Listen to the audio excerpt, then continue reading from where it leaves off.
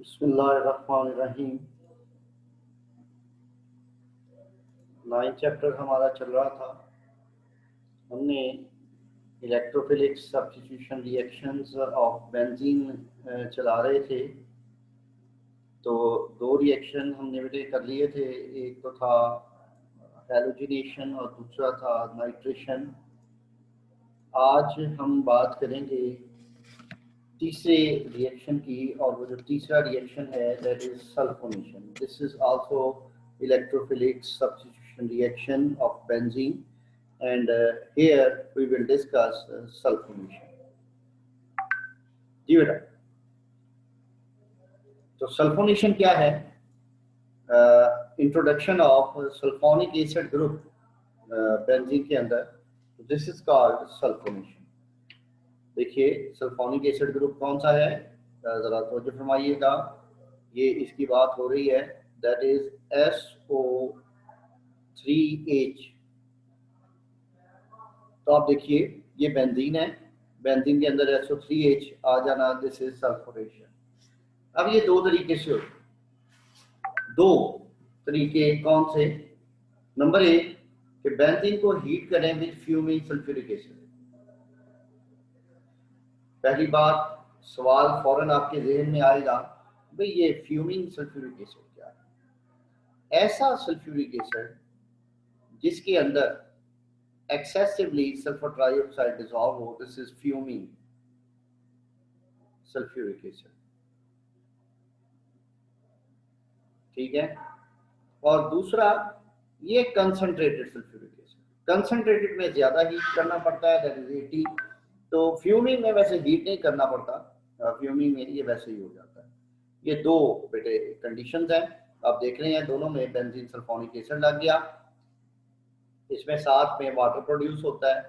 ठीक है, ये लिखा नहीं हुआ, ये आप लिख लीजिएगा बुक के ऊपर।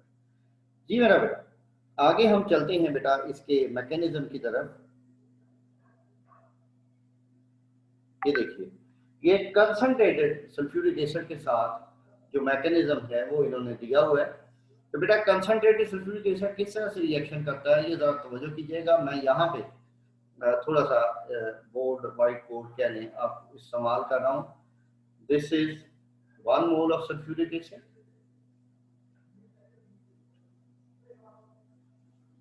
and here we have another mole of sulfuric acid।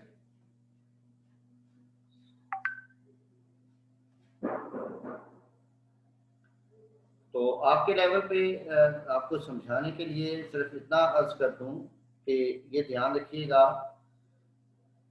कि इधर से H और इधर से OH, ये क्या निकल गया? वाटर। ठीक है जी, ये बॉन्ड इधर मुंतकिल हो जाएगा, ये बन गया सल्फर ट्राइऑक्साइड। ये क्या बन गया? ये बन गया HSO4 नेगेटिव, और ये वाटर और ये H पॉजिटिव आयन, ये दोनों मिलके ये बना देंगे H3O पॉजिटिव। जरा गौर कीजिएगा, ये H3O पॉजिटिव, ये HSO4 नेगेटिव, और ये सल्फर ट्राइऑक्साइड। ये जो सल्फर ट्राइऑक्साइड है बेसिकली इसका स्ट्रक्चर कुछ इस तरह से है, ये आपको अगर दिख रहा हो तो this is S double bond O, planar triangular 120 degree वाला इसका स्ट्रक्चर होता है। फर्स्ट ईयर में चैप्टर नंबर 5 में या 6 में आप ये पढ़ चुके हुए हैं। तीनों ऑक्सीजन पार्शियल नेगेटिवली चार्ज है। नतीजा क्या होगा? इस सल्फर पे एक्सेसिवली पार्शियल पॉजिटिव चार्ज होगा। ये सल्फर जिसके ऊपर पार्शियल पॉजिटिव चार्ज है, ये बड़ी आइडियल साबित होगी एज ए स्ट्रॉन्ग इलेक्ट्रोफाइल। बेटा बेंजीन का इलेक्ट्रॉन रिंग आप देख सकते हैं, वो इसके ऊपर अटैक करता है और O पे नेगेटिव चार्ज आ जाता है। अगले स्टेप में ये होता क्या है कि ये जो HSO4 होता है ये यहाँ से H पॉजिटिव निकालता है और ये पेयर इधर शिफ्ट हो जाता है, और ये चीज पैदा होगी। इसने क्या करना है, इसने वाटर से H पॉजिटिव निकाल लेना है, तो ये आपके पास बेंजीन सल्फोनिक एसिड आ गया। बेटा ये जो मैकेनिज्म है ये मैकेनिज्म इन्होंने बुनियादी तौर पे दिया है। यहाँ पे ये जो दो रिएक्शंस हैं, ये पहले रिएक्शन के कंसंट्रेटेड सल्फ्यूरिक एसिड। अब ये जो है फ्यूमिंग सल्फ्यूरिक एसिड, इसका मैकेनिज्म मैं आपको खुद करवाने जा रहा हूँ। इसका मैकेनिज्म आपकी बुक में दिया नहीं गया हुआ। मैं आपसे रिक्वेस्ट करूंगा कि अगर आप मेरे साथ लिखना चाहें तो that would be far better, कि वो आपके पास महफूज भी हो जाएगा। ये मैं ये वाली जगह यूज कर रहा हूँ, साथ वाली, ये ऊपर वाले रिएक्शन के मैकेनिज्म के लिए। ये देखिए इसमें होगा क्या,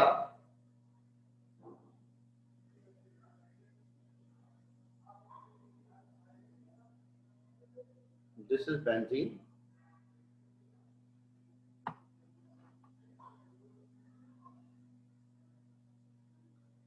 and this is fuming sulfuric acid में SO3।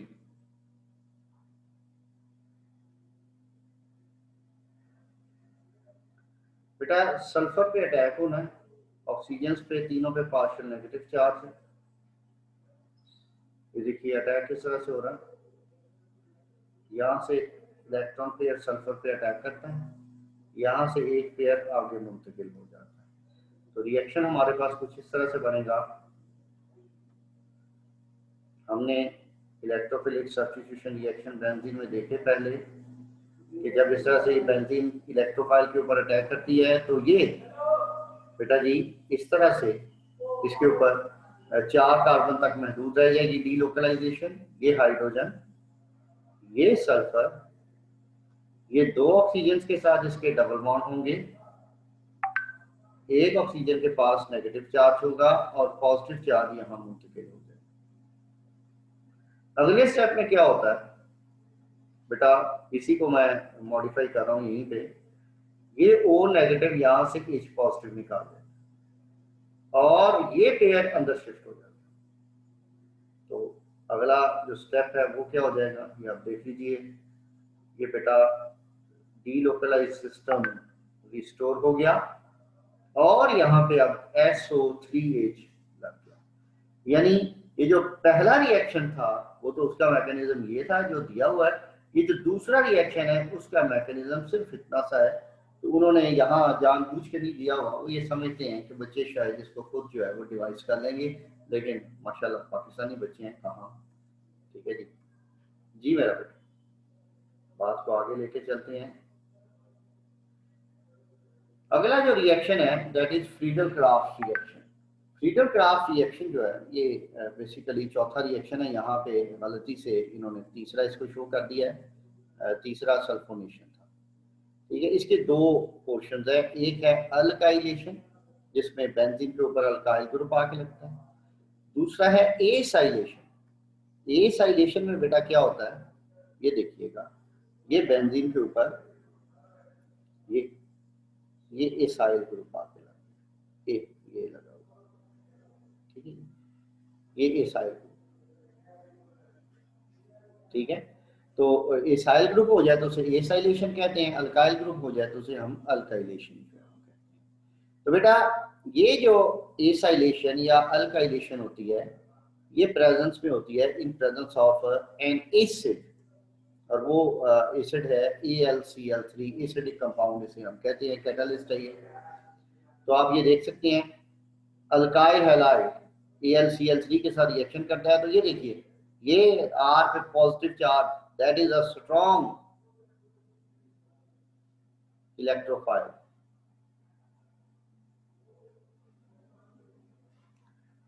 ठीक है, अब देखिए बेंजीन उसके ऊपर अटैक करती है। जब बेंजीन उसके ऊपर अटैक करती है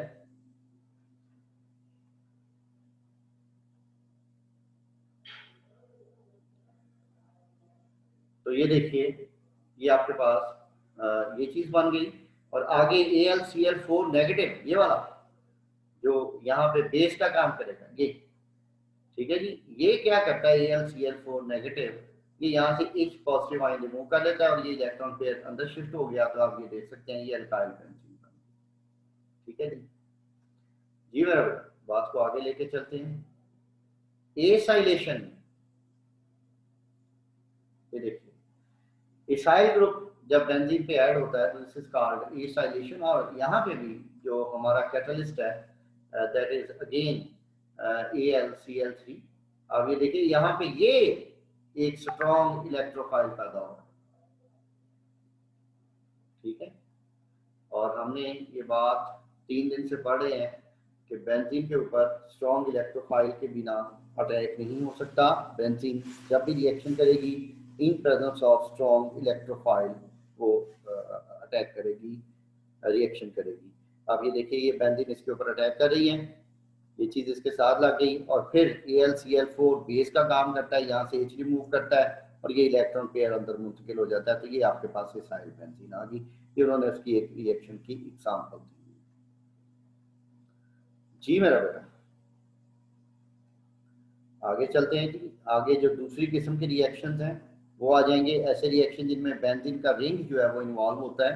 यानी बेंजीन का रिंग अपनी वो जो प्रॉपर्टीज हैं क्या कहनी चाहिए एरोमेटिक कंपाउंड की, वो अब यहाँ पे लूज कर देगा, ठीक है जी। तो इनमें सबसे पहले आ जाते हैं जी एडिशन रिएक्शंस, जहाँ चीजें ऐड होती हैं। अब आपको पता है बेंजीन में 3 डबल बॉन्ड के कूल नहीं ये कहा था, तो जिसकी वजह से 3 हाइड्रोजन इसमें ऐड होती हैं, तो बेटा ये साइक्लोहेक्सेन बन जाती है, ठीक है जी। तो पहले यहाँ हर कार्बन पे CH था, ठीक है। अब हर कार्बन CH2 हो जाए तो 3 मोल हाइड्रोजन, टोटल 6 हाइड्रोजन 6 कार्बन को मजीद मिल जाएंगे। इसी तरह से मेरा बेटा इन्होंने आगे हैलोजिनेशन की हुई है। तो हैलोजिनेशन में हैलोजन्स ऐड होती हैं, ठीक है। और ये इन प्रेजेंस ऑफ सनलाइट होता है, चाहे वो क्लोरीन ले लें चाहे ब्रोमीन ले लें। जब बेंजीन के साथ ये रिएक्शन करती हैं तो that is in presence of sunlight, ठीक है। तो ये आप देख रहे हैं कि हर जगह पे हर कार्बन के साथ एक एक हैलोजन, अगर क्लोरीन होती तो क्लोरीन लग जाना था, यहाँ पे ब्रोमीन है तो ब्रोमीन लग गई। इसका नाम क्या है जी? 1 2 3 4 5 6 हेक्सा ब्रोमो साइक्लोहेक्सेन, ठीक है। पुरानी बुक्स में इसे बेंजीन हेक्सा ब्रोमाइड भी कहा गया है। अगर यहाँ पे आप क्लोरीन ले लेते तो उसी लिहाज से यहाँ पे ब्रोमीन की जगह क्लोरीन जो है वो आ जाए जी बेटा। नेक्स्ट हमारे पास है जी कंबस्शन।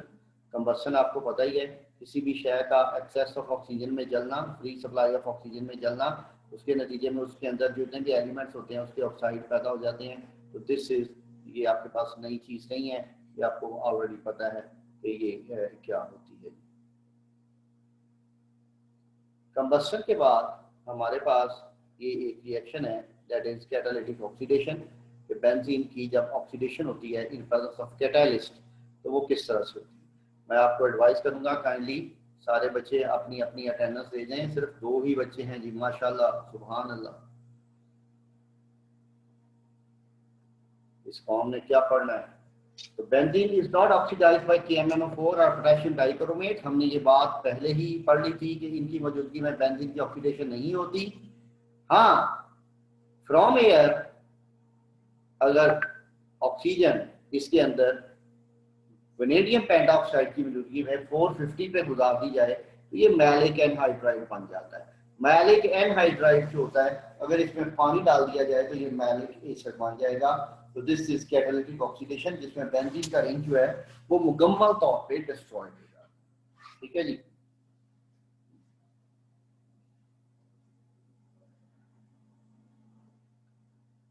जी आगे बात को बढ़ाते हैं।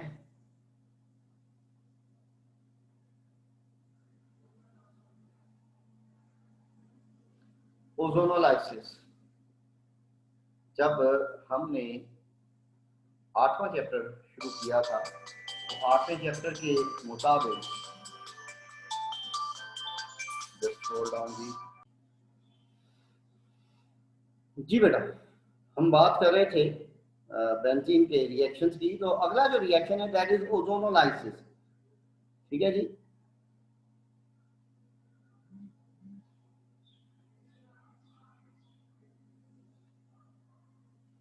ओजोनोलाइसिस में क्या हो रहा है बेटा, ये 3 मोल ओजोन इसमें जो है वो ऐड हो रही है।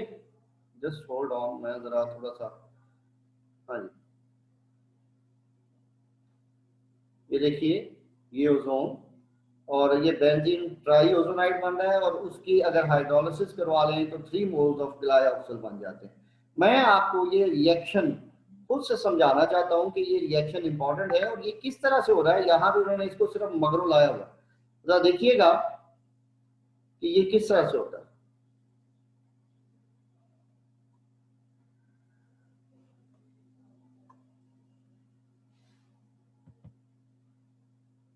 ये देखिए,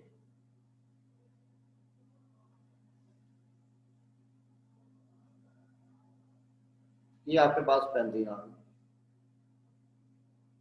इसमें 3 डबल बॉन्ड है।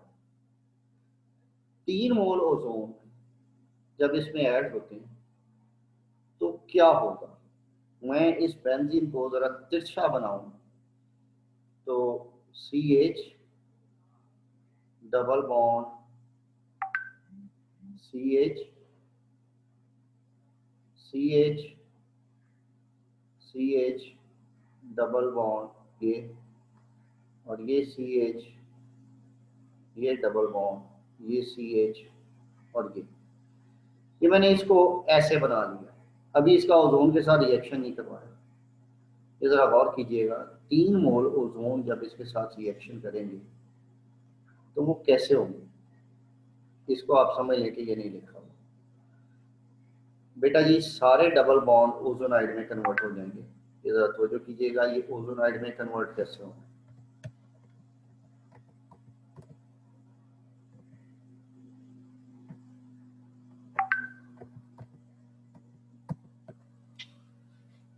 बेटा जी, ये दोनों डबल बॉन्ड उड़ जाएंगे, ये दोनों डबल बॉन्ड उड़ जाएंगे, और ये दोनों डबल बॉन्ड उड़ जाएंगे।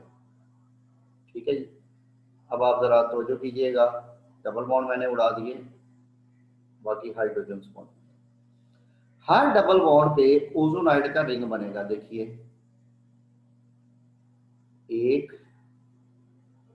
पहला रिंग,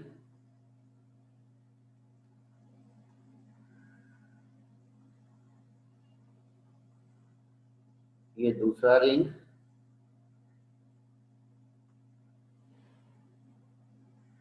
और ये बेटा जी तीसरा रिंग। इसी को आपकी किताब वाले ने इसको लिखा हुआ है C6H6O9। अब जब हम इसकी हाइड्रोलाइसिस करवाएंगे तो फिर क्या होगा। ठीक है, जरा गौर फरमाइएगा। मैं इसको दोबारा से पिक कर रहा हूँ यहाँ से।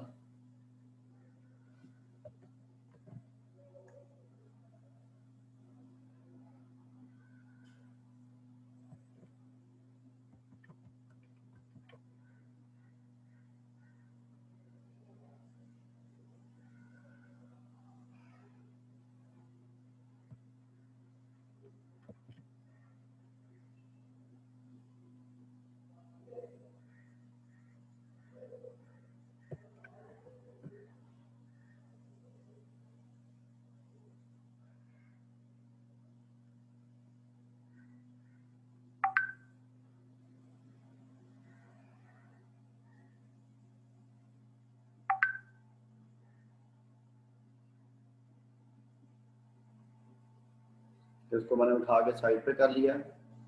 अब ये अगला रिएक्शन लिखने के लिए हम इसको जिंक के साथ रिएक्शन करवाते हैं इन बॉइलिंग वाटर। ठीक है, ये बेटा प्लस जिंक,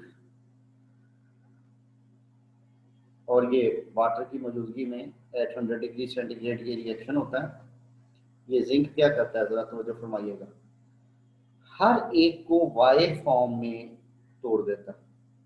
ये देखिए, ये जिंक यहाँ से ऑक्सीजन निकाल लेगा, 3 जिंक लेंगे, इसी तरह इसको वाई फॉर्म में तोड़ देगा, यहाँ से ये वाली ऑक्सीजन पिक कर लेगा, और इसको भी वाई फॉर्म में तोड़ देगा,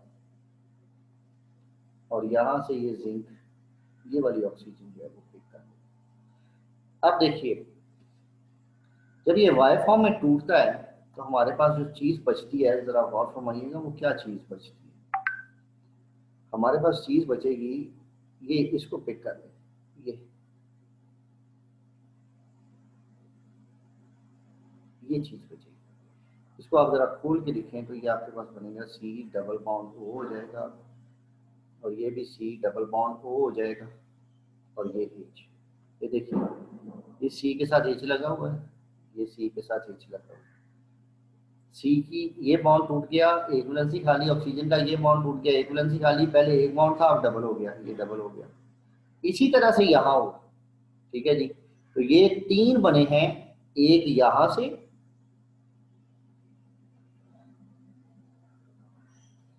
एक यहां से,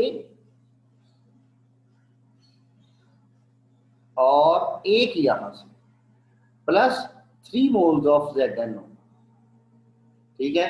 ये रिएक्शन उसने वैसे नहीं दिया हुआ, तो आप अगर इसका स्क्रीनशॉट सेव करना चाहते हैं तो वो आप इसका जवाब कर सकते हैं, ठीक है जी। तो आगे हम बात को बढ़ाते हैं।